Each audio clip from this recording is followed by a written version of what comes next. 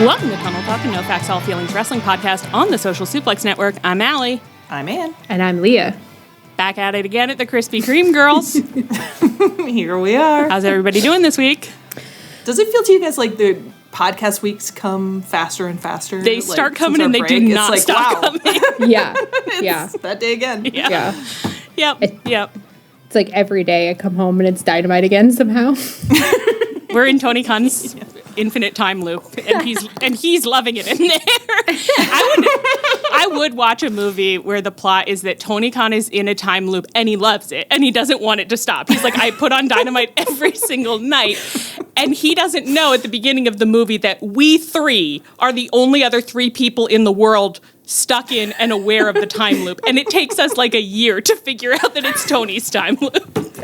I'm obsessed with that because I feel like he would be thrilled to be in a time loop because he's just working on booking the perfect show. Yeah. So every night he changes something small and it tracks the audience reaction, and just like he's like so excited about getting this data, and he's like, I'm going to book the perfect show. And he's on like iteration like 91, and we're continually recording episodes. It's like where we have to recap an episode that was only slightly different from the episode before, and we're just stuck. The thing is that we would be doing that. We would do that for like a week, thinking like it's our time loop. We have to find a way out of it. And then we notice, maybe we'd catch on pretty quickly because we're like, why is everything exactly the same every day if we don't do anything except for Tony's Dynamite, which changes a little every single night. And then the podcast is just our descent into madness as we're like trying to reach Tony Khan. And Tony's like having the time of his life. We're like, Leah, if you get in your car and start driving now, you can pick me up. Allie, you drive from Massachusetts. We can meet here. Then we can head to Jacksonville and tackle him. I love it. Like, it's right that we would all have to go. We would all want to go. I feel like it's just right for Tunnel Talk that we, even in this scenario, we'd be like, what do you want me to do? Go on my own? I don't think so. I can't break out of a time loop by myself. No. But they were in, God damn it. Oh, I was thinking it happened this week, and I'm like, we have to go to Winnipeg. Oh, yeah. But this could happen in a week. It's that time of year, but you're close to Winnipeg-ish, 8 hours. So you know what? For me, that is a hop, skip, and a jump. I could do it. Just start driving. I don't want to go on my own, girls, but I would if I had to. But this needs to happen when Dynamite is somehow equidistant between the three of us. So if we all set out, it's like in cars, Cleveland or something. Yeah. Oh, and that in that way, we've actually somehow created the time. Tony thinks that it's about creating the perfect Dynamite, but actually, it's a very special episode about something like that needs to bring us all together. So he doesn't. He's just in his own little world. I'm like, I love working on my Dynamite. And we're like deducing, we gotta go to Cleveland, girls, and then we're like backstage at Dynamite having hijinks. I'd watch this movie. This sounds like a great movie. Like, this actually sounds like an amazing movie. I'm like, should we bleep all of that and start working on the script, or what do you think? Maybe we should. Who wants to open up a G-Doc? Just kind of get in there. Let's get to it. Let's get down to business. It hasn't actually been a very restful week for some of us. Leah, I did wait till you were on the podcast to kind of grill you about what's been going on over there. Oh my God. No. So you might notice that my mic sounds different. It's because I'm not using one. So please do not say anything to me, listeners, about how bad my voice is. It's because I can't use my office where my mic is set up because my asshole cat got another. This is the second time it's happened. Did I tell the listeners the first time it's happened? It's hard to imagine that they didn't get any of it because the first time you had no idea what was going on. So there was a lot, but you were at a very high uncertainty level. So maybe you wouldn't have brought it up. I don't know. So this is the second time that my cat has gotten a hairball calcified and dried out in her intestines in a way that it cannot pass. So she stops eating, and like she has like normal energy for a while, but she just refuses food. And so this time I knew that it was like, I knew what was happening because, you know, like it had happened before. So I went down to the animal hospital near my house on Saturday and was like, this is happening. I need an ultrasound.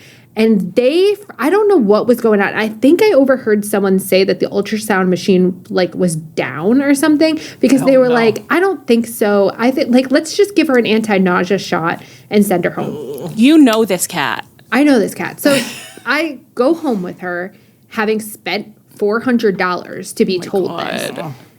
She doesn't eat Sunday. Monday, I call my vet. I go to my vet on Monday morning. They are like, well, the ultrasound machine is booked today, but let's give her an x-ray, which will do the same thing. And I was like, I don't think that's right, but okay. So she does an x-ray, and she was like, this is very strange. Her stomach is big and full of gas, which I wouldn't expect. I'd like to advise that you pay for an extra special x-ray tech to evaluate it and tell you what it is. And I was like, okay. And then she was like, that happened. And she was like, yeah, I think you need an ultrasound and we can't give you one. You have to kill. Oh my God. Why don't you go back to the animal hospital? But I didn't want to go back to that hospital because they were mean to me every time I've ever been there. So I went to a completely different. First of all, my vet charged me $800 for that useless x-ray. No. You should be able to contest if it's like, I told you the problem and you didn't do it. I told you what the problem was. Right. Yeah. So we're at $1,200 and we have done nothing yet. Share. Oh my God. So we go to a new animal hospital and they do an ultrasound. They're like, yeah, she has a hairball stuck in her intestines. And so this one, I am glad I ended up there because they were like, listen, cats shouldn't do this. Like, this isn't something that should happen to a cat once, never mind twice. So we would suggest that you do a biopsy to find out if she has inflammatory bowel disease. And if she does, that's why this is happening. And all you have to do is give her a steroid every day and it will never happen again. Great. I'd love that. Yeah. So I pay an extra $1,000 for Is this like cat IBS? Is that what's... I think so. Jesus Christ. Cat diverticulation. Straight up the tummy hurts. Straight up the tummy hurts. She's got tummy disease. Okay. So I pay $9,000 total to have Oh my God. her intestines cut open, the hairball pulled out, and then a biopsy done. So oh my God. I take her home Monday. That's so much money. Now she's in my office because it's the only place that there's nothing she can jump on. I have the desk blocked off with pillows, which is why I can't use it. And I have to syringe pain medication into her mouth, which she's the most uncooperative cat in the entire world. So, and then, also, while I'm just complaining loudly to my friends, Monday I take her home. We get home around like 4:30 or whatever. Around 7, I notice that one pupil is way larger than the other. And I'm Googling it, and one Reddit post is like, yeah, that's a normal thing that happens with pain meds. And another Reddit post is like, she probably got a hypoxic brain injury from surgery. Like, this is just like other people had asked. And I was like, oh, great. So she has brain damage. So I call the vet or the hospital and I'm like, hey, I just picked her up and this is happening. What do I do? And they were like, oh, you should bring her back. And I was like, fuck. Oh my God. So I had to bring her back. By the time I get there, it's like 8:30. By the time they see her and evaluate her, it's like 10:30, 11. They decide that she has a corneal abrasion from her eyes being like not blinking while she was unconscious. So now I also have to give her eye drops. No. No. I'm not thriving. And on top of it, like, I just haven't had a good 2 weeks. So it's just like, I was like weeping. I've wept in front of so many veterinary professionals in the past weekend. And it's just... And then, of course, my other cat is like, who is this bitch that you've brought into my house that smells like sickness and medicine? I'm hissing. I'm angry.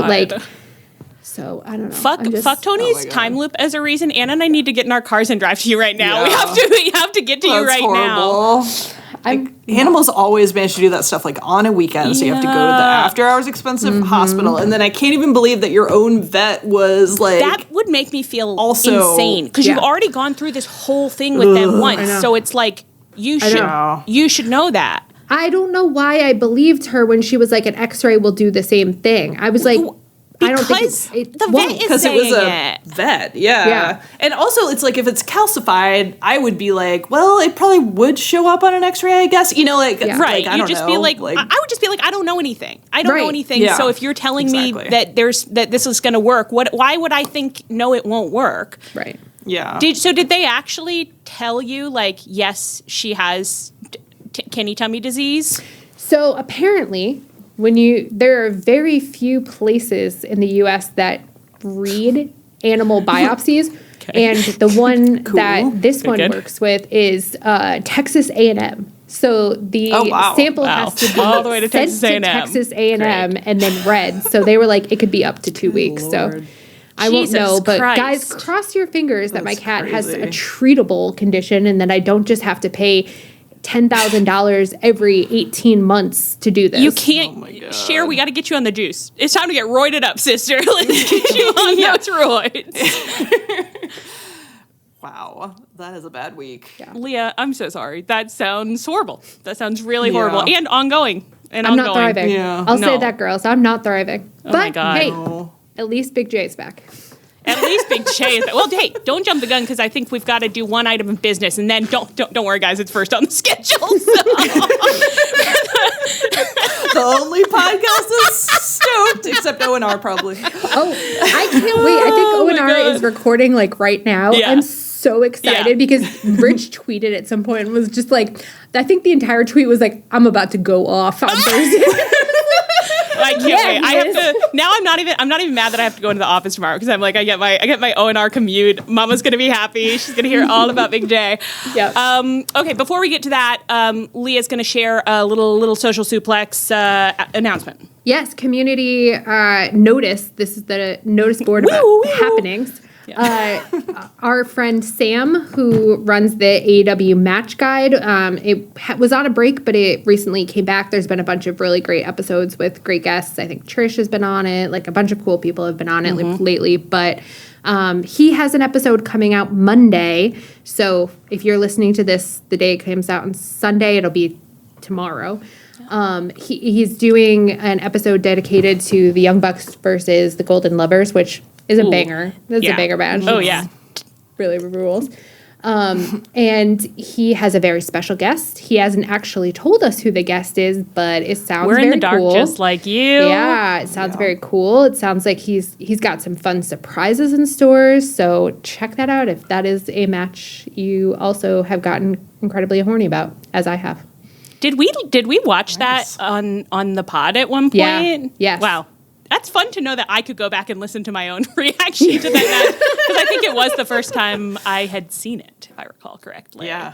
Yeah, same. Yeah. So I'd seen it. you guys could all pregame the match. If you don't remember the match that well, Yeah. you could always Yeah, check go out the backups and then head in there. I can't wait to hear it, Sir Sam. That'll be the Monday immediately after this episode comes out. Yeah, check it out. AEW Match Guide. AW Match Guide. Yeah. Okay. Great. Good. Wow. Okay. Big J's back. Okay. Big J's back. Let's get on to business. Jay Big J's is back. back. We, as you guys know, I didn't write anything up for this. I'm just off the dome. We spent the past year in a little vortex of like Chris Jericho's J-less leaving. zone. We've been J-less, of course, yeah. Chris Jericho's leaving. He's going back to WWE for his retirement tour, and then there were all those other retirement tours going on at WWE, and they seemed like really bad. So it kept being like, Big J, don't do that. Jay, surely you don't want to do that. Look at Cena. Cena. Big J. Why would you do that? It was like, baby, they won't treat you like we'll treat you. Like, do you know how much Baby, Tony here you're would the- love to give you a retirement tour? Yeah.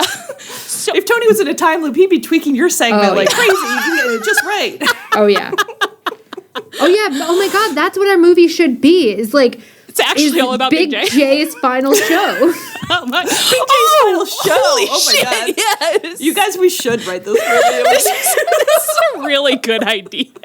It's a really good idea. And I'm kind of, cause now I'm thinking is actually the twist at the end. It's like, it's not about Tony. It's not about us. It's just about Big J. Big J didn't tell anyone he was in the loop. He was having too much fun having his final show. Oh my God. every We single thought night. that Big was J pretty was like surprised when we part, showed up. we thought he was part of the loop the whole time. He was like, no, I just love every night I go out there and they scream for me. I could be here for years. He was like, I do it perfect every time. That's why it's the same every time. He could end up being the villain. He's like, I'll never let you in. He caused it. Oh my God, he caused the time loop so he could live there forever. Big J, you've done it again. You've done it. And when we sell it, he'll play himself in the movie. Fuck too. yeah. We're gonna have to. I think this is the end. We're gonna have to take him to a steakhouse. It's gonna be us, Big J, Tony Khan, and then we just all need to have like a big talk about like what it means to like move on to the next thing in life. You know, like it's like, and you'll always have these memories, these years of memories that we've lived through. Well, that's a great movie. Big J came back. Anyway, so it's like he hasn't been around. Yesterday, or at least this past week, people started more and more. The dirt sheets were like, WWE says he's not coming back. I don't trust anything anyone says. So no. I was like, could be true. But they were like, WWE says he's not coming over there. We're going to Winnipeg. He could be there because he's Canadian. He's from Winnipeg.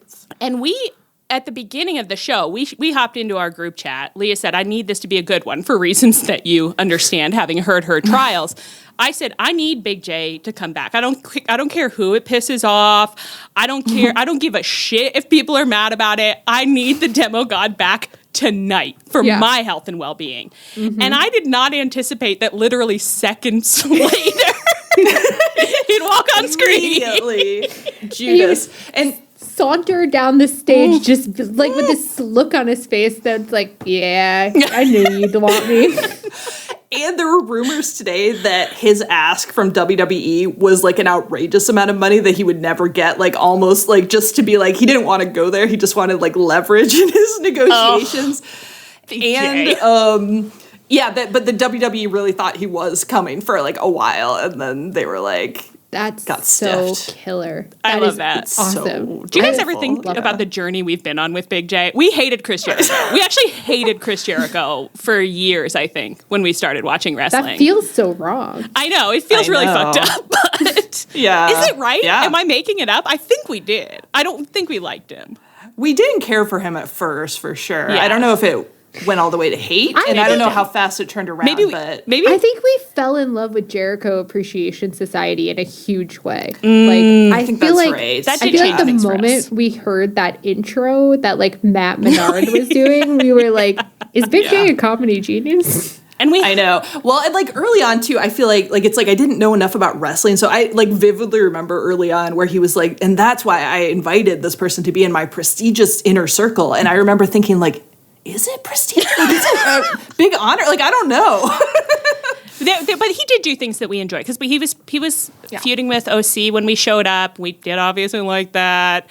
We liked Le Dinner Debonair, but anyway, obviously we're big Jericho heads now. Let's talk about his new look. I know some of you are so mad listening to this. I know lots of you are. I'm sorry. It's for us. You can always skip forward. It's for us. Let's talk about his new look. Oh my God, he looks so good. The little mustache, like the hair. Obsessed.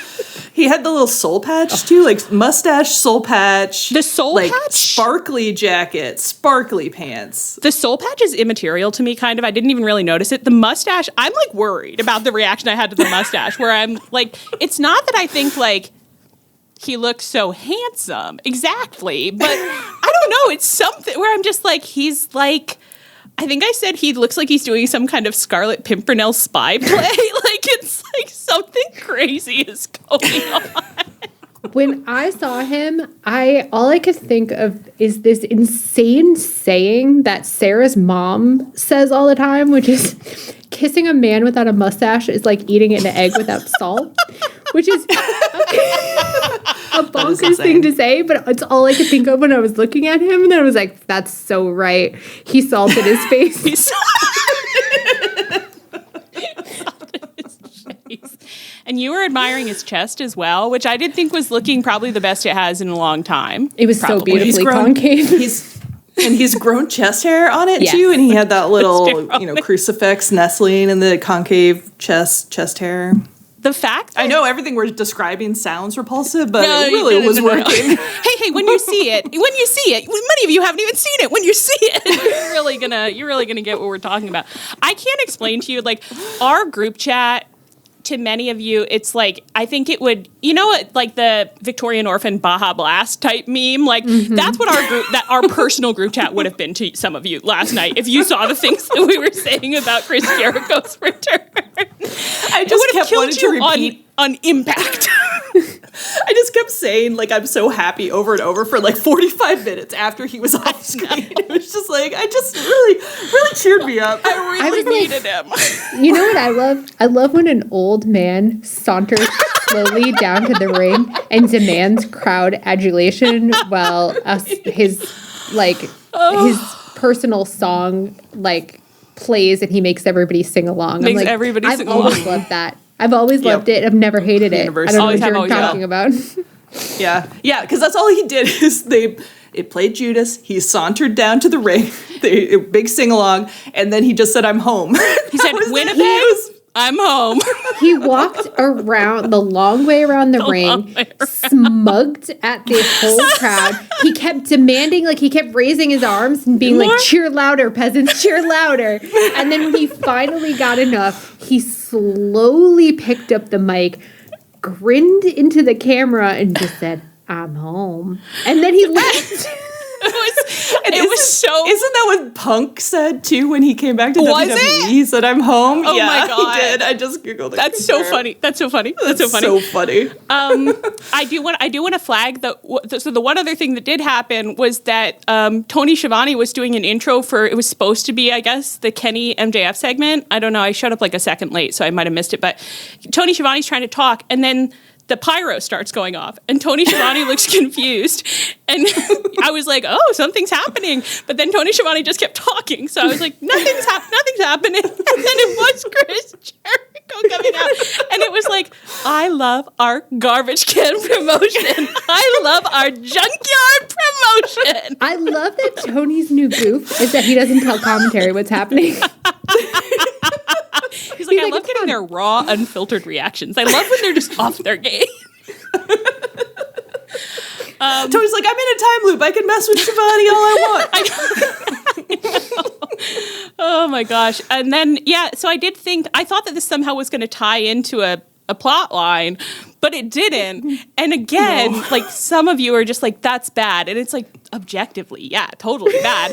But when he just turned around and left, I was like, "Chris Jericho, you've done it again." No, this was for the true Jericho heads, and the rest of you can sit down. I know. Yeah, he'll get worked into a plot line next week. This one was for us. This was just for him to check out his bod, check out his stash, see what he'd grown on his chest. Our friend Chris Gannon was like, "Do you kind of wish he was in the B2 now?" And I literally lost minutes in the Kenny and MJF section because I was just like thinking about my personal choices and when I was like rerunning the whole thing but adding him to the matches ups, and I'm not proud of some of the thoughts that I had. Yeah, well, and I think it would probably be better for the pod if people didn't hear some of the things that were thunked and said. Let's just say Andrade still never would have won. Nope. So let's start there. Nope. But thrilled to have him back. What do you think he's going to do? Suck it, losers and haters. Chris Jericho, you'll always be king on this pod. Maybe he'll fight MJF at Wembley. That would be incredible. Everyone, that's literally the maddest the IWC could ever be. But maybe they'd be happy. That just makes it better. Don't you feel like the people who are mad at Chris Jericho are also mad at MJF? Probably not. Probably different. I think they'd probably be mad if it was main event in Wembley. Well, they can't main event. If it main event in Wembley, I think it would be that meme all over again where it's like they created the world's greatest forum thread locked after 77 pages. Yeah. That's Tony's like pulling case of emergency. Like he's like, "You know what? I'm over it. I just want to shut this whole thing down. Let's just have MJF and Chris Jericho main event Wembley, and then the next day I'll announce the promotion's over." And then no one will get mad at me because they'll just be like, "Good." I don't know what he's gonna do. I will say on a like not a serious note, but just like thinking seriously about the role that Chris Jericho has played in the promotion. People do get mad at Jericho a lot and like complain about how much screen time he takes up. But the last time he was around, for quite a while beforehand, I would have said he took up very little screen time and was pretty fun in the all the screen time that he did have. He doesn't show up for 20 minutes anymore. I don't know. I don't remember what he was doing 6 years ago, but like, people started complaining that he wasn't as entertaining, but it was like, but he was also on the show much less. Yeah. So it's like, can we all just settle down? Right. When people were complaining about the learning tree, I was like, it was 2 to 3 minutes once a week. Like, yeah. And they had like cardboard cutouts of trees. I know, they did prop work. It was for us. Well, this put us in a great mood for the rest of the night. Which actually, I don't know. It probably didn't really change how I saw a lot of what happened, but I was in an amazing mood after this. Let's move forward, shall we? Chris, we'll be back. Make sure you get a segment. Tell Tony we want a segment next week, please. Yeah. I just love that he went and kissed all of his relatives at the end. I like whenever anyone's in their hometown, they just bring their family members like it's a Little League game, and then they like wave to them for the screen. All his family members were really old, too, as far as I could tell, which I kind of liked. I was like, and you're old. His young family members are in Florida. They all left Canada. They were hoping that he would show up at Mania or whatever. Okay, MJF and Kenny had their sit-down contract signing on Dynamite for their Dynasty match for the title. Allie, that has to be it, so just move on. MJF wore a suit. Kenny wore his birthday suit. Just kidding. His bottom half was clothed. He was wearing his gear on his bottom half. And at first, and actually for most of this segment, I was like, Kenny, why would you come out? Why wouldn't you just put a little, like, they make those blazers now that are just made out of sweat material, you know? So it's like we could have put on one of those, which he still could have. But then I did realize he had a match afterwards, so whatever. On New Girl, when Schmidt and Nick come up with the suit made of sweatsuit material, that is what Kenny would love to live in, I think. And I think that they just, like, Hanes just came out with a tuxedo made of sweatsuit material, actually, I believe. So, and I think it was being sold in Japan, where he loves to be. He loves to be, So, put the pieces together, Kenneth. Anyway, they're out here to sign this, this contract. And I think they signed it pretty swiftly, expediently. And then they were having some light back and forth where Kenny gave a little speech about how MJF loves himself too much and loves looking at himself in the mirror and admiring his own hair plugs. And I would say the highlight of that was probably some of his pronunciation. Mirror. I was losing it because something about both of them, their cadence during this whole thing, I just kept being like, why are you talking like that? Like, both of you. I was like, Toontown is so unsettling now. I liked it better when Mox was in Toontown. This Toontown is too much. I feel like we got an hour into this show and one of us, potentially me, but maybe multiple of us, were like, I don't think a single person has talked normal for like the whole night, actually. Like the cadences across the board have been fairly demented. And then he also repeated this lie. He loves to say, I've never called myself anything other than a professional. I've never called myself a god. I've never given myself a special nickname. Kenny, I can watch the tapes. I know you have. He's crazy. It's like, maybe Don Callis invented it, but you certainly popularized it. Cleaner. Yeah, exactly so. And then MJF rejoindered by accusing Kenny of having a talentless boyfriend, Kota Ibushi, and being like him, being near retirement, which actually was a moment of strong allyship. Yeah, I'm like, he didn't friend zone him the way Excalibur is constantly doing to Tony and Mito. He's not part of Excalibur's homophobic bullying clique backstage. Yeah, he didn't even say it like it was a slur or anything. No, MJF may be a heel, but he respects relationships. He'll love to hear that. He also said, I think the way that he put this, he was like, Kenneth, I think that we should talk about the thing you don't want anyone talking about. Hasn't anybody wondered why you're so invested in getting this world belt? I said, footage not really found. I would not say that Kenny's enthusiasm levels have been popping off the charts or anything. For anything in this promotion. Have not really got the impression that he cares. Although now Tony is having him show up multiple times on each show that he appears at, which is, I appreciate. I do. I like seeing him. I like seeing him multiple times. Yeah. I do. But also I was just like, I got really excited. I think the reason I'm pointing this out, I got really excited because I was like, the thing he doesn't want anyone talking about. Oh my God, Kenny has some kind of amazing sicko secret that we've never heard before. And MJF is about to say something so crazy, I won't be able to get over it.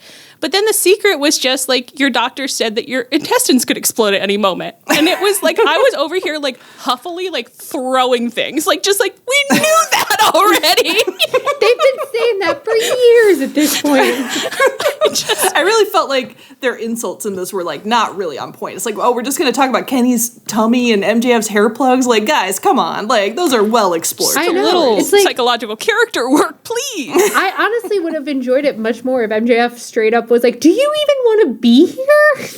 Yeah, that would be a good line of attack. Maybe, you know what? Yeah, that would have been a good line of attack. But that's not what they went with. They went with this diverticulitis thing. Of course, I have every sympathy for Kenny's tummy. Obviously, I want Kenny's tummy to be okay in shoot and kayfabe. I just got so excited. I just really thought it was going to be something fun. I know. To learn a new fact about Kenny right now would be amazing. intoxicating. I do feel like I could run on just the fumes of a new Kenny fact for months.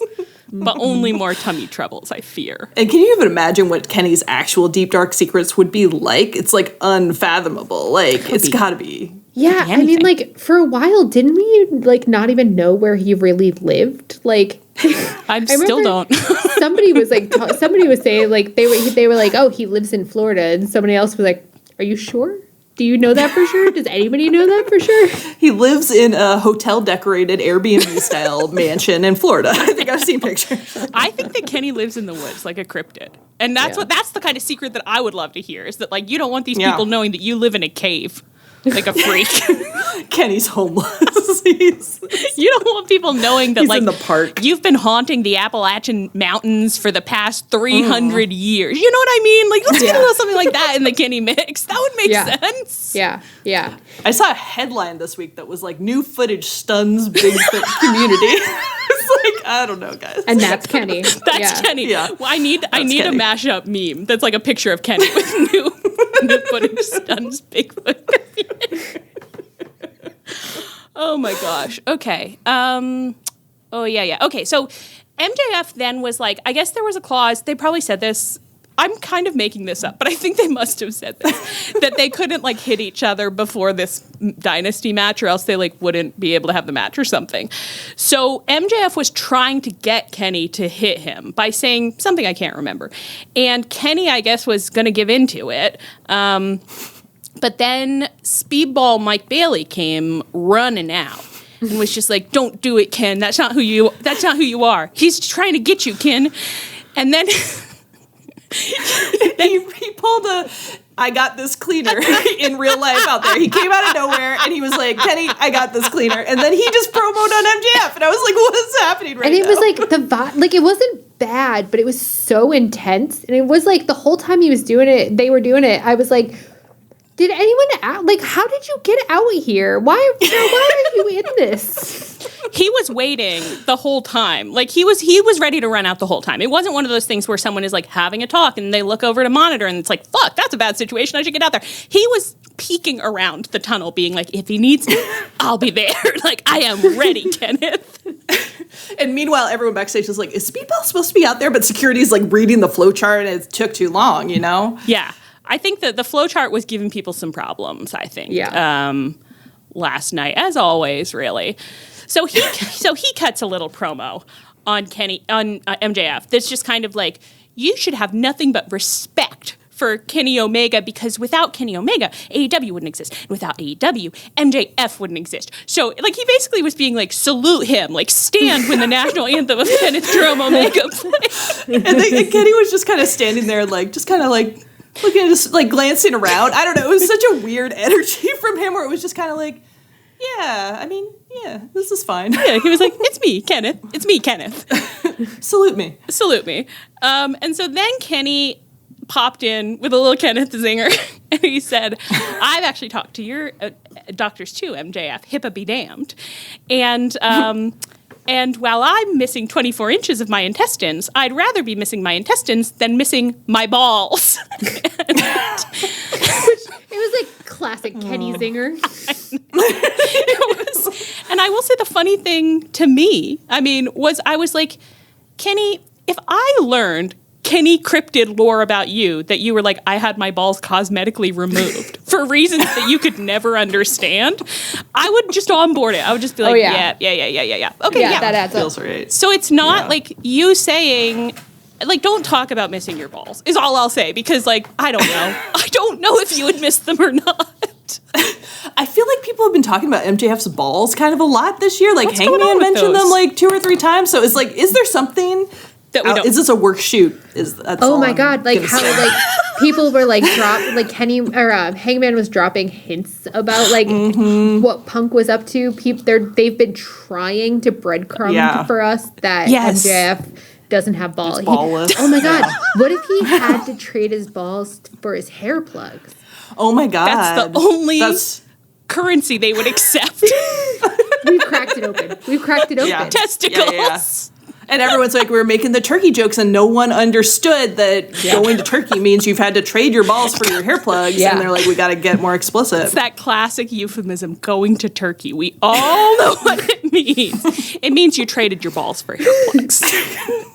Wow, I will hear that phrase differently forever now. So then Speedball wanted to fight MJF for Kenny's honor, and Kenny was kind of standing there like, I guess, I don't know, maybe. Just the mildest expression. Like, no, sure. If anybody wants to fight anybody, like, what do I care? He's like Mr. Bennett. He's like, I'm entirely at my leisure. If any other young men come wanting to fight for my honor, I'm entirely at my leisure. And so then MJF was like, okay, I'll fight Speedball in the main event. And then he was just like, because America rocks and Canada sucks. And I don't think that, how many times can we all relitigate like whether or not MJF should be doing like, you know, toxic jingoism for his heel gimmick. Like, we can't really get into it again, except to say that the last thing I need to hear at this moment in time, when I hate the country I live in, it's just any mention, frankly, any mention of it at all on TV.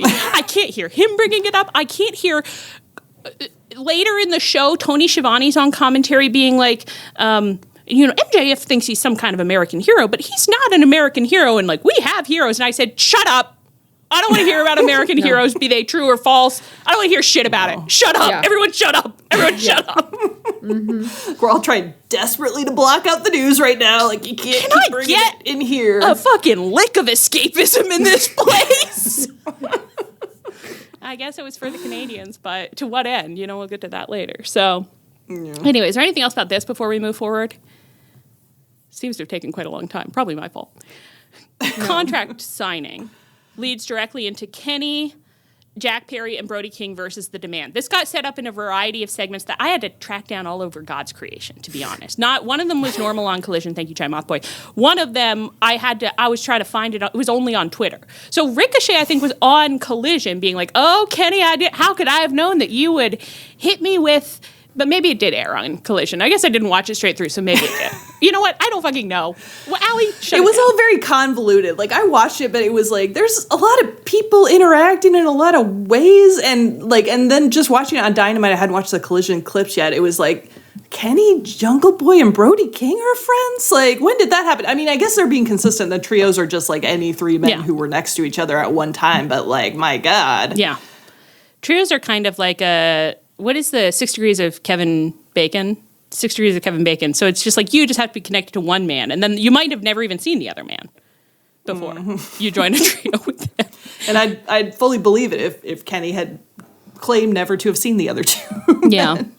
With Kenny, who could ever be sure? Anyway, I think I've just messed up this whole section. Whatever, they had the match. Good match. Is that it? I think that's it. Is that it? Yeah. I don't think I have anything to say.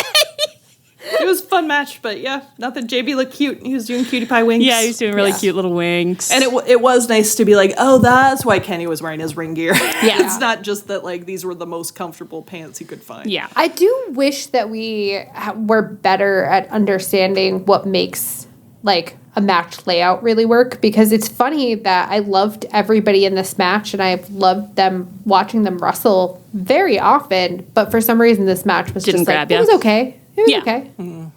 It didn't take me to the moon. No. But it was perfectly serviceable. And that's actually a compliment, because lots of them aren't. Yeah, I'll say that. All right. Then also on Dynamite. Oh, Darby came out at one point with a mic and cut a little promo where he was like, never forget last week when I came out and I said that I'm going to keep my foot on the gas until I die, until I meet God, or until I'm the AEW World Championship. And I haven't met God yet. I know, you're so fucking stupid. You're so fucking stupid. Just like continues to have the most deranged promos in the company, but it's like, you know what? They're always interesting. They always give me something to say. Always give me something to say. It felt like he was trying to reference the like chewing gum, all out of chewing gum line, but he said it in the world's worst. Like, I don't know. He just said it like very stridently, where he's like, I came here to see God or win a championship. Okay. And it's the fundamental weight of until I meet God versus to chew gum. Those are such differently weighted concepts, you know? It's like it's never going to function linguistically the same way. It's interesting because when Eddie was like, I'm calling out my enemies, number one, God, you like believed him where you're like, yeah, that adds up. That is his number one beef is with God. But with Darby, it's like, it's not that I don't believe him. It's just that I'm like, you're crazy. I think it's like Eddie, I imagine Eddie getting to God and being like, I've got a thing or two to talk about with you. And he is picking a fight. He's like, let's get into it. If Darby meets God, the only thing, he's barely looking at God. He's like looking back over his shoulder and he's like, put me back in, coach. I'd love to go again. I'd love to just send me back down there. And God's like, what do you mean? He's like, just like anybody, just shove me back in anybody. I'll do it again. I'd love to do it again. I want to die again. I want to die again. I want to die again. God's like, can you look at me for 5 seconds? Can you focus on me? Focus on me for 5. I just don't believe that, you know, it's like, it's not that you want to meet God. Right. It's right. not. It's like, what would you do if you met him? Absolutely not. Yeah. Or her. Sorry. Darby had. What if Darby has no relationship with God, whereas Eddie clearly is in a feud. Yeah. Man, saying that, it's like, I miss Eddie doing promos like that. I know. And he just did something, but it was probably on ROH. You know, we can't try to unpack what I think I saw. It's probably just a Jonas Brother dancing again or something.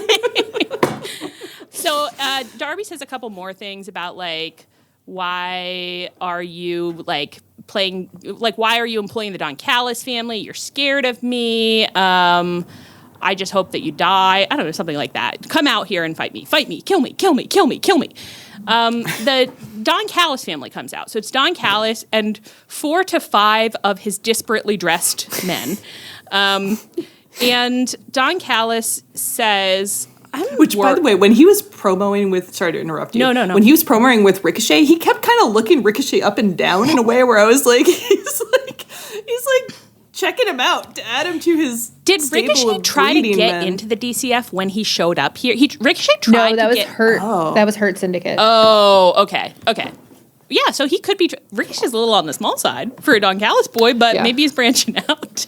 But he's got the muscles. Like, he was looking him up and down like, I don't mind what I see here. Ooh, scared. I hope Don Callis was like, a little ham? We could fatten him up. I saw like a Blue Sky today of someone saying that next week, because it's after Easter, it's going to be the greatest thing of all, ham sales. And all it was like, you know, Don Callis going to have a great week. He's Finally. going to Costco. He's got like 3 carts going. It's the best day he's about to have in months. What am I saying here? Something about... so he has his men. And the logic as I understand it, which I'm very worried I'm not reporting correctly. Don Callis says if Darby can beat Andrade, he's like, we are aligned with MJF, and he's paying us for stuff. And if you can beat one of my men at Dynasty, then you could have a title shot against MJF, and the man I've chosen is Andrade. Belt. I was really sad that we didn't see him crying and gesturing at all. So that's thing one. And then he's like, and also, again, because we're employed by MJF, we have been paid to take you out, so we're going to murder you. And I said, what? You've gotten paid to murder him, but also paid to help either stop him from earning or help him earn a title shot? Does this make sense? No, not really. And I wish the logic of when you got a title shot was a little more clear, just company wide. Because sometimes it's Tony Khan says you're getting a title shot, but sometimes the champion gives you one or gets tricked into giving you one. And now it's the champion's hired goons can also give you one. It feels like it strains credulity at that point. We've just pushed it a little far, have we not? Hi, Dolly. Mm-hmm. Hi, Dolly. Hi, Dolly. But so whatever. He's like, we're going to get your title shot and also we're going to murder you. And so then the Don Callis family want to murder, but instead Brody King and Jack Perry come out to defend Darby. And then Kenny also comes out, casting little looks back at Gorilla like, check me out, helpful boy. Here I am again. You've seen me once already, but here I am again. You've seen me twice, actually. You saw me 2 times, and you'll see me. Getting your money's worth out of me. I'm doing a rescue. I'm a helpful tool. Use me. And he exchanges a few little words with Darby in the ring, and then he goes over to commentary, because he's going to be on commentary for the main event that's about to happen. And he isn't wearing a shirt. And he hasn't worn a shirt the whole night. And that's actually because his nipples were chafing. And he didn't want to say that. He didn't want to say that on TV. But I know. I can sense that his nipples were feeling really sensitive. So he couldn't put a shirt on. Keep cutting to commentary where everyone else is wearing a suit. And there's just Kenny shirtless. It was kind of great because he's so crazy on commentary. I just never... You can't fully appreciate the alien qualities of his cadence and thought process until you hear him on commentary. It was wild. He kept saying things where you're like, no, did that sentence make sense all the way through? And it usually didn't. It usually didn't. No. At one point, I was rewatching this before the pod because I was like, I got to try and capture some of the things that I heard that were really speaking to me. At one point, Kenny said... And he sounded like, if someone said this to me, I would be like, you're fucking with me right now. You're being an asshole to me. He said, this is great. This is a learning experience for me. And I'm lucky to have a front row seat for it. This is exactly the kind of stuff I'm going to have to look out for at the pay-per-view. I said, you're fucking with me. You're being an asshole. So Kenny was on commentary. Speedball lost the match. Yeah, so they did some American jingoism, and Speedball came out dressing Canadian flag gear and wearing a Canadian flag around him, and then in front of the Canadian crowd, he lost. So, yeah, that's what jingoistic heels are for, right? Yeah, I think that's right. Yeah, and then MJF on the way out was like, "America, fuck yeah!" And it's again, in my soup. It's I'm just trying to drink. I'm just trying to sup a little soup and not think about the horrific state of the world. I guess maybe that's my fault. Don't turn your eyes away. Yes, MJF, redirect my attention constantly to what a fucking shit show nightmare realm it's a commentary. It's a commentary. Yeah. It's a commentary. I will say at one point on commentary also, Kenny, they were talking about Speedball wrestling with no shoes on. And Kenny was like, I wrestled with no shoes on. Back in my youth, I wrestled with no shoes on once. And I stubbed my toe on the ring. So then I said, never again. And Tony Schiavone, in all earnestness, said, what a story. Okay, Grandpa, let's get you to bed. What a story. I was barefooted once. What a story.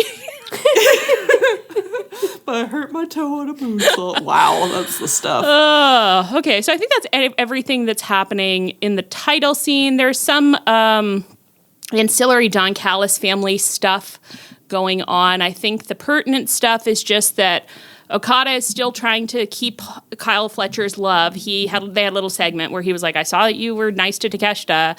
Try being nice to me. Try being nice to me for a change. We're the dads. We're the dads of the Don Callis family.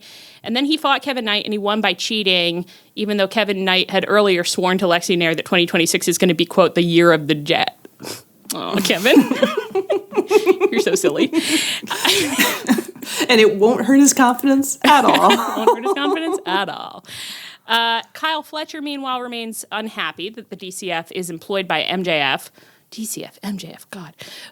But that may be temporarily immaterial because he and Mark Davis fought the Rascals on Collision, and I think Kyle got shoot injured, unless No? I haven't been caught up, so I didn't read that at all. And when I read it in the schedule, I genuinely was like, really? That's so sad. Did you Google it to find out if I made it up? No, Oh, I believe you. I just believed you. Why? Yeah. Why? I don't even believe me. I think I saw that he left a show, probably this show. It's the only one I can think of, in a little boot. And I saw a little gif of him landing weird on something. So I don't know. I don't know what's going on. He could be He could be fine in fine fettle. I don't know. But he might not be. And that's the kind of facts people come to this podcast. You know, some of you tell us that you don't, like, you're just like, I learn what's going on at AEW from your podcast. That's where I get all my information. I think, ooh. And you're like, that keeps me informed. I say, no, I don't think so. I couldn't recommend confidently saying to anyone that you're informed about anything after listening to it, is all I'll say. And I love all of you so much. And I love that you're here. But don't ever say that we informed you of anything. I think that's everything. Is there anything you want to say about any of this title scene nonsense that you didn't get a chance to say? Oh, Kenny also said on commentary that he and Darby had never fought, He which did. I'm sure is true, but that's wild to me. That feels shocking. It felt crazy to me to hear. And also, again, when I listened back, he said it crazy. He said, I notated it. So Darby is someone I have yet to have a match with here in AEW. I said, what do you mean by that? Everything So about that's some kind of euphemism? it sounded intensely euphemistic. Which I think is one of Kenny's great skills, is that so much of what he says, you're just like, you can't have, just because of your intonation, you can't have meant what you said. So what did you mean? I think his trick is that he did mean what he said, but it just seems so improbable. All right, let's move forward. Cope and Christian showed up at Dynamite. They were backstage hunting for FTR. Renee Paquette was back there. She knew they were there, so she was trying to snag them for a pretty normal backstage interview about their hopes and dreams. They were like, Cope was like, not right now. Renee, I'm sorry. I know you're doing your job. We can't talk right now. We're trying to find FTR, and God help anyone who gets in our way. At which point, Christian immediately raised a chair as if to smash it over Renee's head, and only stopped, I think, because Cope was like, that's a buddy. Hey, no. Cope was like, no, bad dog, no, down. It was like, Renee is friend. Christian didn't look like he believed that Renee was friend. He did reluctantly not smash her with a chair, and then he just kept barging forward down the hallway. Cope is like caught. He's like looking at Renee. He's looking at Christian. He's looking at Renee. He's just like, God, who knows what am I supposed to do with him? Anyway, gotta go. I want to talk about this dynamic. Again, I feel like it's going to be a night of unpopular opinions. I know. I love it. But it is like, yeah, it's really winning me over, this dynamic of like, heel and face, and the face is kind of like, I'm so sorry about him, but I do have to go with him, though, and I won't be doing anything about his behavior, really, but sorry. It's unfortunately a great little classic dynamic where, like, Christian clearly is just like, he's not civilized. He doesn't behave well. Obviously, he shouldn't be trying to murder Renee backstage. I understand that, and I am sorry, and I have also kind of reconnected a little bit with the fact that, and it's so embarrassing to say, but I do love him exactly as he is. I do kind of love him exactly as he is, so I can't, what do you want me to do? Anyway, I gotta go. And I like that, personally. Yeah. Mm-hmm. Yeah, I'm kind of a simple woman. I thought this was a good amount of screen time. There's going to be one more thing. This is a good amount of screen time, Mm-hmm. Yeah, it was quick, it was funny. I feel like Cope is becoming just like the straight man kind of to Christian, Yes. which is fun also. Well, and it's like, and clearly they have a loving marriage. Yeah. And they have their disagreements, obviously, about almost everything, about how to handle almost everything. But, Yeah. Which Which just shows you that their love is really strong, that it overcomes all that, I wouldn't mind watching, it's like Cope had such a big problem when he was being like, I'm a really good guy. I'm a really good guy. And everything I say is like a good guy thing to say. And he could start doing that again, obviously, at any second. But this just feels so much more tempered. Like, where it's like, well, I'm not saying I'm a good guy or a bad guy, but I'm with that guy. And, he is who he is. And what are we going to do about it? And that is how I feel about Christian. I'm like, he is who he is. What are we going to do about it? It's fun. So I think it's working well. Yeah. They ended up, so they were hunting down FTR's dressing room. They found what they believed to be FTR's dressing room, but FTR weren't in there. Instead, Little Greggy and Rocky Romero were in there. And Little Greggy was like, well, FTR aren't here right now because they're fighting on Collision. They're not fighting tonight, morons. He also was like, it's pretty rude that you guys didn't knock, but they're not here, which also was just, he's so funny. His delivery was impeccable. He posted a clip of this to Instagram and just captioned it, 2 peaceful great guys assaulted live. He's so funny. So funny. Greg, you'll always be famous. So what happened here? Basically, they were just kind of like, so just, come back then. And Chris and Christian were like, well, we said we would leave a message with anyone who got in our way, and it seems like you're in our way. So then they beat up Trent and Rocky, and then we're like, make sure FTR get the message. Did they actually say in this segment why Little Greggy and Rocky were in FTR's dressing room? I don't think they did. No. Which is pretty they were just like, FTR's on Collision. Like, they're not here now. They'll be at Collision. Okay. So I think it has to be, when we watched it at the time, I think I was just feeling, I was like, oh, so the DCF is in cahoots with FTR as well? ? How many people is Don Callis taking bribes from right now? And then, as you guys know, I was connecting dots, and I was like, who used to be in a faction together? MJF and FTR. Makes you think. You know who they feuded with? Chris Jericho. Makes you think. But I think, actually, my other explanation is what's correct, which is just that, in my mind, the Don Callis family only has one dressing room, maybe 2. One for the big guys and one for the rest of them. And it's really crowded in there and really stinky. They divide them like a dog park, like the small dog side and the big dog side. And so it's rowdy in there. It's rowdy. You're always getting clipped by someone. There's never any good. If you happen to have a little snack packed away, which I know that Greg does, he's got like 70 eggs on him at all time. He gets out an egg, someone eats it out of his hand. Like, you just can't get a moment's peace. Or they're brawling and they kick the egg out of his hand, and it's like, can a man eat a hard-boiled egg in peace in this? The answer is no. So I have to imagine that men are always just kind of like sneaking out. And Don Callis is like, don't go anywhere. Stay right here. I don't want to, if I lose a single one of you, I'm liable. But they're always just sneaking away, trying to find any quiet place where they can just stretch out all their limbs and eat an egg in peace. So Greg heard that FTR wasn't going to be there until Collision and was like, oh, sweet, that means their dressing room's empty. Yes. It's like, Rocky, come on, let's... Well, Don, we're the basement boys. Don't even notice.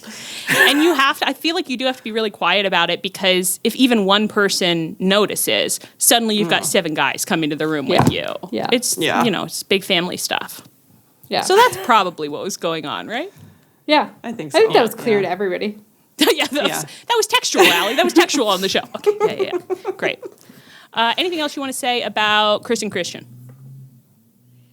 No, moving on. Love it. Love them, Big J. Great night. We love our old WWE wrestlers. It's just, as my mother's always said my whole life, everything in moderation. I think that is a saying that the IWC could learn a little about. Everything in moderation. Mm-hmm. Agreed. Mox and Danny Garcia. Jot that down in your notebooks. Oh, they haven't gotten to jot down any wisdoms for a moment. We haven't been saying our wisdoms. We haven't been as wise as we once were. Mox and Danny Garcia murdered Private Party on Collision. There were some promos ahead of this that I have to say were pretty good. I really liked what was going on in there. I loved them. They were kind of bananas, but like incredible. Like Mox just kept saying things where it was like, huh, now that's interesting. You certainly play hard. Have you learned to work hard? He's been popping off some real one-liners recently. I also liked Danny Garcia was like kind of stepping out. Like it's like I like that it's impossible for him to. Obviously, people should acknowledge their friendships, but they're so funny about it. Where he's like, "They're my friends," and I want to say that up front. I love Private Party, but where he said Private and Party, the whole time, like, my own friends. And the whole time in his promo too, like Mox and Claudio were standing next to him, but like they were like had positioned their bodies in such a way that they were kind of like looking at him sidelong in a vaguely threatening way, where it was like, tell him how much you like the Death Riders. Tell him how good a faction we are. It felt like it's like that he's like, yeah, of course I love the Death Riders. Like they could like come into our club, and everyone has been like, nope. Absolutely not. Mm-hmm. Absolutely not. Your hard partying friends are coming into our club. No way. And he's like, yeah, okay, I get it. It's not a good fit. Maybe someday though. Maybe if they do say they learned how to work hard, what about then? Mox has been repeating to Danny the work hard, play hard thing. They can play hard, but can they work hard? Dan's like, Dad, I don't know. We don't work that much. I'm obsessed with the idea of Private Party like changing their gimmick to be Death Ridery, and it's like their theme song is just somebody being like reps. Okay, that's really good. Because Mox is doing the kind of like parenting gimmick, maybe they should do, this is just an idea, maybe it should be like Danny just keeps bringing Private Party over to hang out. And Mox is like, I did not say that you could have friends over tonight. This is a family dinner. And he's just like, but their mom's not going to pick them up for 2 hours. What do you want them to do? Sit on the curb? And so it does just start to be a thing where Mox is like, Danny and his little friends who are always over here. I think we have actually suggested this storyline before, I'm and sure. I don't give a shit. Mox being the unwilling dad of like 4 or 5 different youths is the best. It's just the best. Yeah. He just would be so good at, and it would come naturally because I'm like, I don't believe at the end of the day that Mox would be turning these boys out of his house. No. I think he'd be really cranky about it, and he'd be like, they cannot join our Death Riders. They have to learn to work hard. They have to stop playing so hard. But that, at the end of the day, like, yes, he's still going to feed them a serving of spaghetti and meatballs. And, you know, if you know that the man is still going to let you eat spaghetti and meatballs at his table at the end of the night, like, yeah, you're not going to leave. That's what I always say. Jot that down in your notebooks. When a man feeds you spaghetti and meatballs, you're there. You're just in it. If a man is feeding you spaghetti and meatballs, be with him. Be in that moment with him. Never leave. Really good. So then they murdered them, though. And then afterwards, Mox cut a little promo about how everyone keeps acting like he has something to feel bad about with respect to Will Opsreay. But he literally doesn't. Quote, I will never stand between a person and the consequences of their actions. It wouldn't be right. Will Opsreay got exactly what he asked for.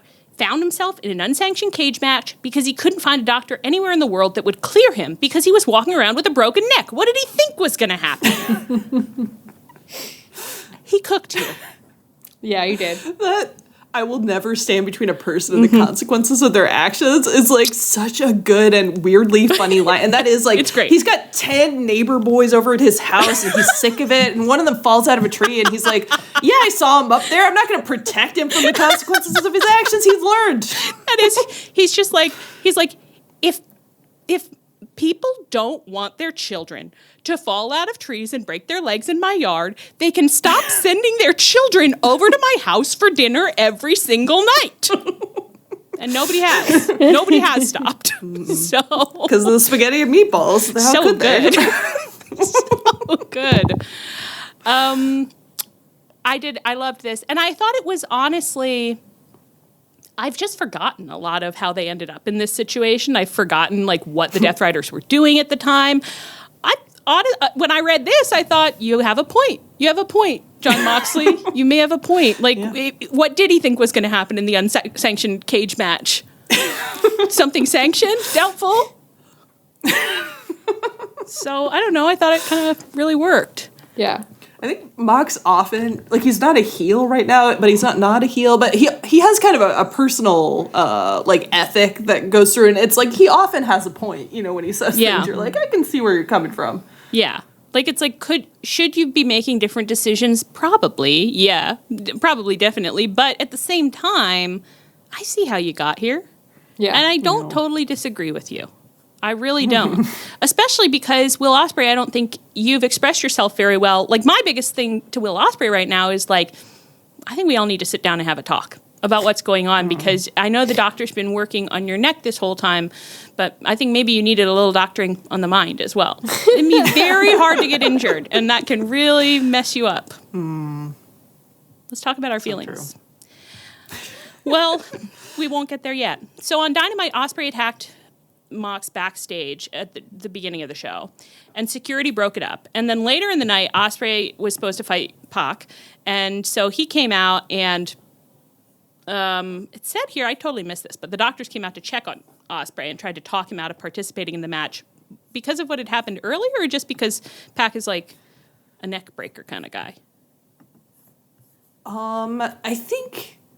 I think did they attack him when he was coming out to fight, I think, and like Pac attacked him before the ring, and he got kind of like knocked down, and then the doctors were like working on him, and then they were being like, don't fight, you can't do the match. And he was like, no, I'm gonna do the match. I have to do the match. Okay, that is ringing quite a few bells.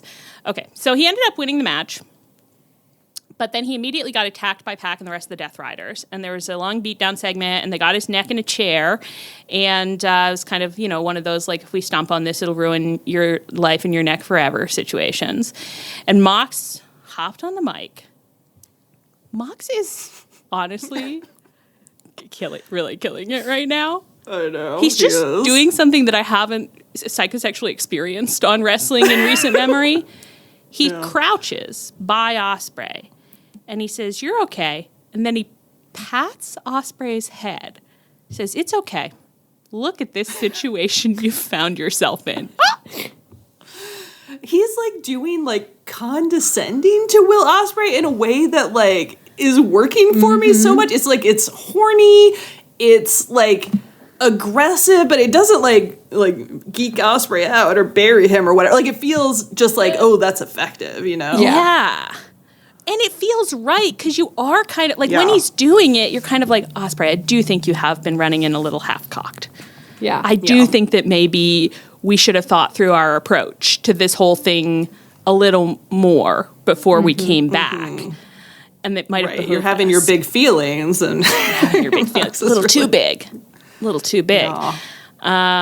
He said, Mox said, "There's 6 of us, Will. How did you think this was going to go? Now, did I put you here, or did you put you here? This could have been a real bad night for you, Will, but instead, I'm going to give you a little piece of advice. Next time, use your head, or you might lose it permanently. This isn't personal for me, Will. Don't make it personal. Did I put you here, or did you put you here?"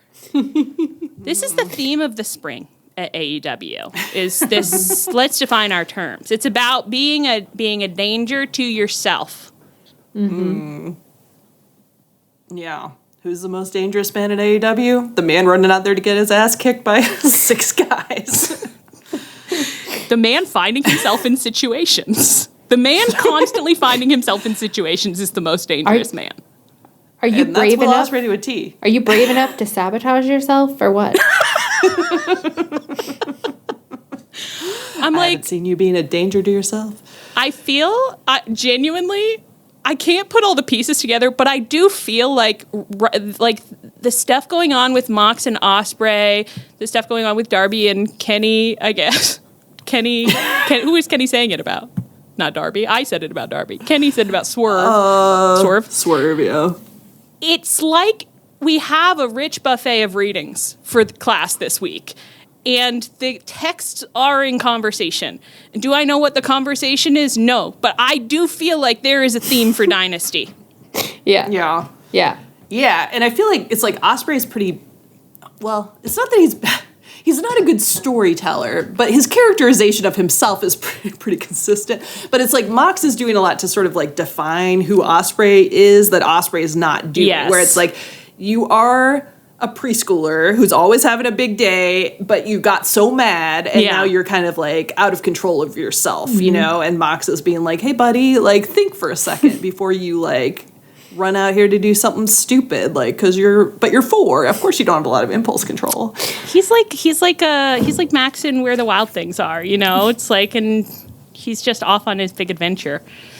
Well, he's really like, I can't get into all the children's books anyway, so let's not do that. But what was I going to say? And guys, what was I going to say? All I could think is that I had a therapist once tell me that I had an inability to tolerate distress. And I'm sort of like, that's Ospreay too. That's Ospreay too. He feels bad and he doesn't know what to do with it. So he's just acting out and just doing crazy stuff. And it's like, you got to take a minute, babe. Sit there, feel your feelings. Think about what you're going to do next. The mind is the pond. Mm-hmm. One thing that came up a lot as a response to this beatdown and like the other beatdowns of the night, I just saw a lot of people being like, and no one come out and help Ospreay? They're all so busy doing other things they can't come help Ospreay. I said, that's actually character consistency. Ospreay is the friendliest boy in the world. He is a friendly, happy dog. He wants friends more than anything. We have yet to see him really, really successfully cement any friendships. Yeah. And when you think about him coming back into AEW with not his best energy, he's mad and he's just like, I have to kill Jon Moxley. I actually was thinking about it and I was like, not to geek the rest of the company by saying this, but if I were anybody else at the company, I would be like, I get that you weren't here for some of it, but some of us had a really bad year with the Death Riders. Some of us did not enjoy our year with the Death Riders, and we're actually pretty relieved that he's doing his grind set king thing now and not just recklessly beating us all up. So let's maybe hold off. Let's maybe not, like, what if we sat down and talked about it? What if you just let him know, like, hey, I don't appreciate that you did that to me. Like, let's slow our roll. And Ospreay's just like, absolutely fucking not. Absolutely fucking not. I'm so mad. I can't contain myself. Of course they're not going to come help him. Yeah. Well, and it's like, you think about it, and it's like, who would come help him? It's just like Jet Speed, but Speedball's busy, you know, like hovering around Kenny. Speedball's busy hovering around They Kenny. don't even see what's happening. He made friends with Swerve and Hangman and then kind of got like shoved out of the bed, but his paws were on the bed. So it's like, he's still a part of that, but it's like, look what's going on with them. Nothing good. Those guys aren't coming to help you right now. Hangman's gone. Swerve's got his own stuff going on, and he's not really the rescuing type. He just hasn't made a friend he can depend on right now. No. And it's hard for everybody that with Jet Speed involved in their storylines, they're not the rescue dogs for absolutely anybody they once were. Right. No. It is interesting. I wish that Ospreay was like exploring a storyline about his own personality flaws, because it would just be like, well, it's like, why aren't I making friends? Why don't I know? Like, why am I constantly reaching out, but I'm not connecting? What's going on here with me? Yeah. That sounds so hard. Like, I'd love to see him explore that, but it's like making me sad. I know. I'm like, I want to help him make friends. Yeah. Well, I think what we never can forget, though, is that we actually invented the term cloud stories because of Will Opsreay. Yeah. We actually invented the term cloud stories because Will Opsreay would not tell us a story, and so we had to create a story from what he would show us. And he's so good at showing us things that make us want a story and tell a story that he's not telling. One of the best cloud shapes to make a story out of in some ways, which is interesting. He always looks like something. He always looks like something. It's never intentional. But it's like other people are never looking like anything at all. You just look at them and you're like, that's a cloud. Like, I don't know. Yeah. Like, nothing to say about that. The IWC is constantly being like, it's a bunch of gas. It's a weather phenomenon. It's nothing. And we're like, I think it's identity. I can see some insecurity. That cloud is making the shape of some friendship insecurity. I think it's a beautiful Bildungsroman. I think this is a cloud that we will see go from a small boy to a grown man in time. I know. Well, it's like, as we've been talking about this, I'm like, this is actually great stuff, like that Mox is doing with Ospreay. Like, Ospreay is this sort of like overwhelmed by his feelings and not able to hold himself back. But it's like, what are they actually doing on stage? They're on screen. They're doing a tummy hurt storyline with Ospreay's neck. Which, you know, it is what it is. Oh, a few too many tummy hurt type storylines going on right now. I will say that. Don't really need it. Our friend Mark Gallup today said that the neck is the tummy of the head.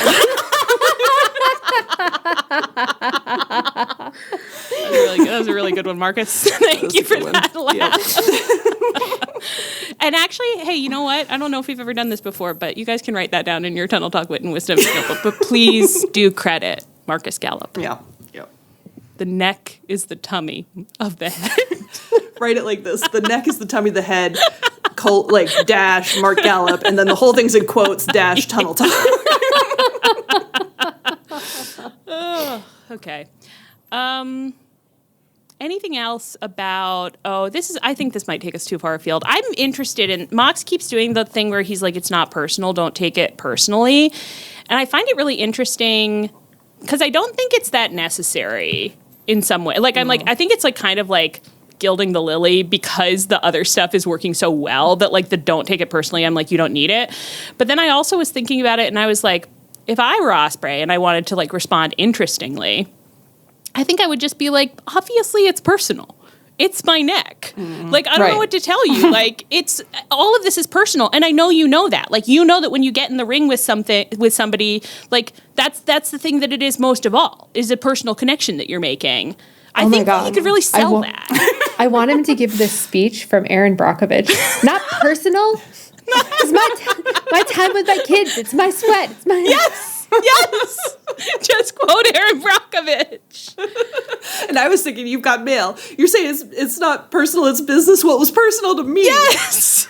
I just think that would be, I mean, it's like, he can't, that's just not what he's doing. Because he's doing, I'm angry. I don't know what he's doing. He's doing tough boy, I guess. But I'm like, it just feels really easy to be like, it's personal and you know that. Because, like, the reason that you're so good at what you do is actually that it's always personal to you. Yeah. Yeah. Which is true of Mox. Yeah. So it's like, Mox, why are you even saying it, Mr. Grindset King? You get in that ring to get personal with the body of another man. Stop telling me you don't. Anyway. Anything else on that? I don't think so. Okay, let's wrap up with a quick. We did not get many women on the show this week. It was a light week for the girls. Willow had a backstage promo that thankfully drew Anne further onto my side. Her current affect. Can you speak to it, Anne? They don't want to hear from me again. I thought she just was coming across as really, just like passive aggressive and a little menacing. It was very like, oh, this is a girl who's spreading rumors about you behind your back. You know, like, this is like... Something's going on. Something's going on. It just feels like if it's not on purpose, I'm just really confused because I'm like, Willow is one of the most naturally likable people I've ever seen in wrestling. Like, usually when she comes out and says anything, and actually she and Harley had a segment on Collision this week where they've lost the belts. And so they were sitting backstage, and Harley was like, I'm so sorry I couldn't get it done. And they're, just being like, no, it's, you know what, life happens, and we never even thought we were going to be in this tag team, and it just, like, happened by chance, and it's been such a wonderful gift in our lives. And then they parted ways, basically. Like, Harley was like, what are we going to do? Like, what's next? And Willow was like, well, I guess I have to focus on this TBS belt. But we'll always be babes. We'll always be the babes of wrath. And they hugged, and she came off as so sincere, lovely. Both of them, I was like, you love each other. This is really sweet. We can talk in a second about the segment, but then to hold it up next to what happened on Dynamite, I'm like, and now we're going through something, and now it's getting a little manic and a little scary, and I don't really feel like things are going okay.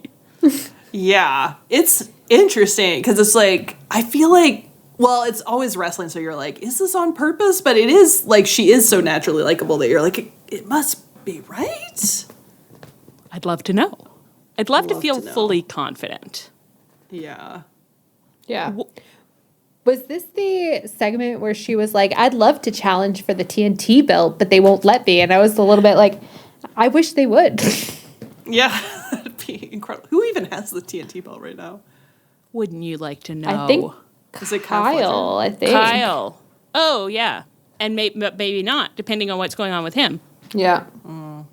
Well, yeah, I'd love to. Maybe they'll give the belt to Willow. They could unify those TV belts. Let's unify the That'd TV be belts. cool. Why not? What did you guys think of I mean, really conceptually, them doing the like actual tag team like breakup segment on Collision? Yeah, I felt it was interesting because it was like, I think they did a good job. They did come across as very sincere, and it was just like, I really appreciate our friendship was kind of the segment. And I think, but it made me feel very nervous the whole time. And then afterwards I was like, oh, because the only time people tell each other that they appreciate each other in wrestling is right before They're going to kill each other. Yeah, that's true. So, which they didn't do. So, I don't Not right know. that second. Not right that second. It was interesting because I feel like I just had a weird moment where I was like, I'm sure this is something that I've asked for before, because so often in wrestling you'll be like, what happened to that team up? Why isn't that happening why don't you guys love each other anymore? And it's like, well, because I was doing my singles push, so we just, it wasn't useful to use anymore. Mm-hmm. So I'm like, I feel like I've asked for this, but something about it was so disorienting to me. I guess because I've never seen it before. I've never, like on some level, I was like, I don't know. I thought maybe you could just like be still be friends. Are you not friends anymore? And they kind of were like, well, we'll always be friends, but it was like they were saying goodbye at the end of summer camp and they live on opposite ends of the country, where it's like, well, we'll always have our memories, and if I see you in catering, I'll wave, and it's too bad we can't sit together, though. Because only tag teams can. Yeah. Or trios who just happen to, that's how you get caught in a trio, is you're like, oh, fuck, I accidentally sat down with them. Oh, right. You're a singles guy who accidentally sat down with a tag team, and Tony like shines a spotlight and says, new trios champs. New trios champs. God, in Tony's time loop movie, he would be trying out so many trios. Oh my God. You could really optimize the trios division. I mean, I think it would take a lot of loops to really get there, but you'd have the time. Well, luckily, Chris Jericho has us locked in. I mean, he's never going to let us leave, so. When 3 girl podcasters suddenly burst into Tony Khan's office, like, you have to end this time. He's going to get a real shock. Tony calls, it takes us probably like a month of doing this for us even to get a word in edgewise, because the second he hears end the time loop, he's like, security, get them out of here. I'll never end my time loop. I think maybe I can chalk this one up to, I don't know, somehow, and it's like, maybe that's also what's going on with Willow as a singles thing. Maybe this is also it, but I'm like, I'm sensitive. I'm very sensitively calibrated, and everything that's happening makes me nervous. I know. I really do think it's the expectation of like, people are only this nice to each other when they're turning, but it's like, I guess they could just do a segment where they break up nicely. Yeah. Because they're going to do singles stuff. And Harley's going to go where the wind takes her. What does that mean? You're scaring me. Also on Dynamite, Mina teamed up with the Brawling Birds to fight Triangle of Madness. There was a bunch of setup for this on Collision. I guess Mina just like kind of hooked up with the Brawling Birds, and they were like, you want to fight with us? Definitely. Let's fight. And then they did have a trios match versus someone I can't remember right now. Oh, some jobbers. Okay, it was no just problem. Jobbers, yeah. And they really enjoyed themselves. And then afterwards, they were like cutting a promo, being like, "Sucks that Tony Storm got murdered by Thekla?" ?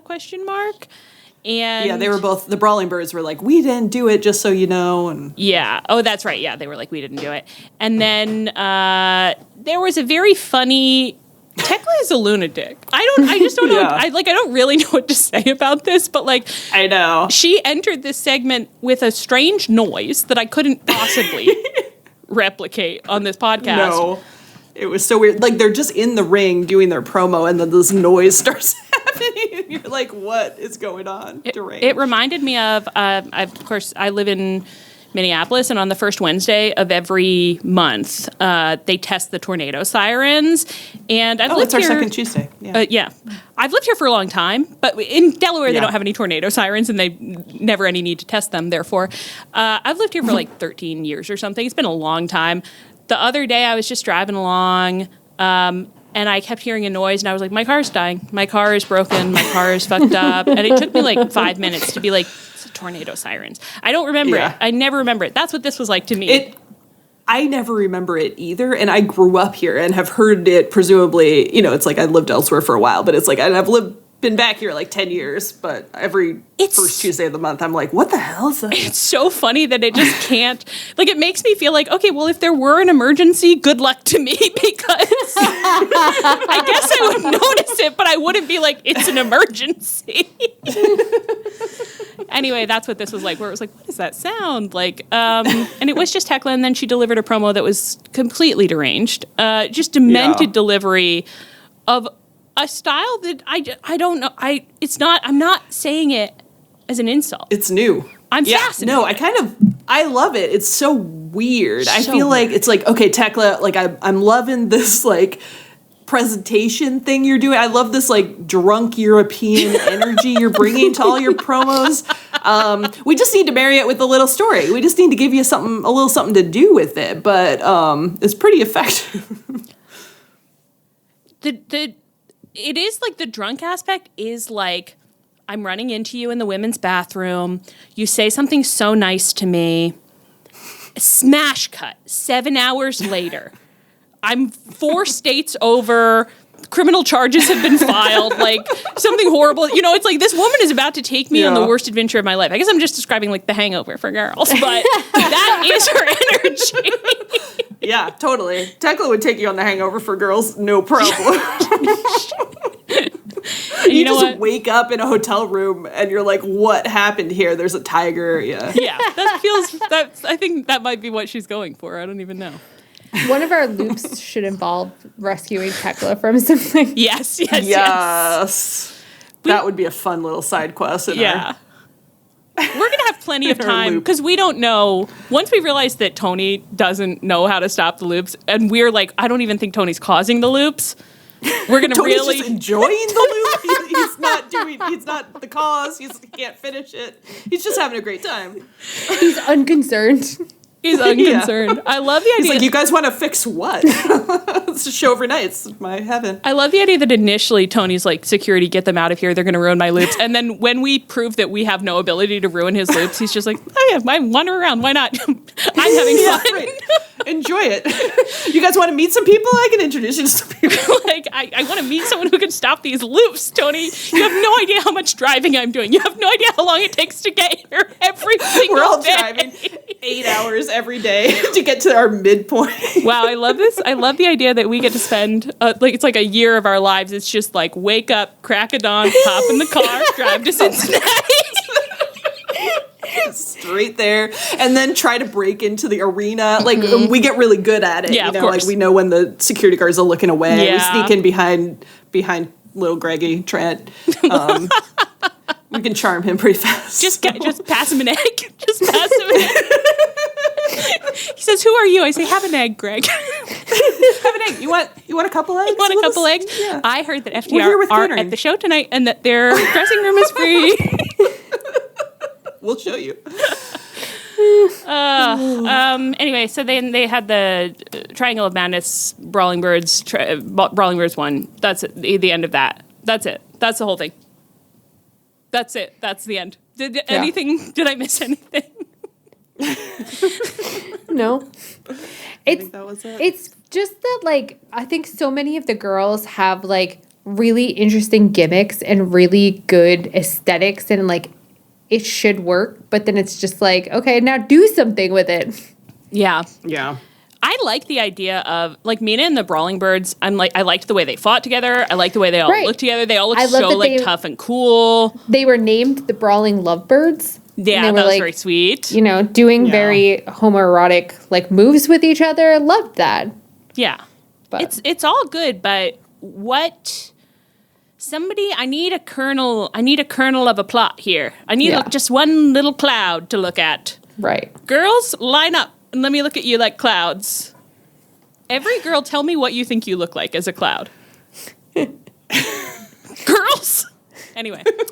Okay, I think that's everything we have on the schedule. Was there anything you wanted to talk about that you did not get a chance to talk about? Mm-mm. No, I just got distracted because I opened up a service that'll tell you the midpoint between 3 locations. So where is our midpoint? It's right between Detroit and Toledo. Wow. Where do you think we should set our movie? Detroit or Toledo? Toledo's almost funnier. Toledo's funnier. name. Yeah, let's do Toledo. I think that's fun. Okay, great. Yeah. So Ann Tony, Arbor is book a kinda show in the Toledo. region too, so yeah. Ann Arbor Toledo. would be fun, honestly. I'm sure there's It kind of would be, yeah. I'm sure it's lovely, yeah. Yeah. Some weird... I'd love to go there. Sure. I mean, as long as we're time looping, let's... Yeah. Literally every time we've managed to convince Tony that, like, well, I guess we don't have to convince him. It's happening to him, too. So he's just like, oh, you're in the time loop.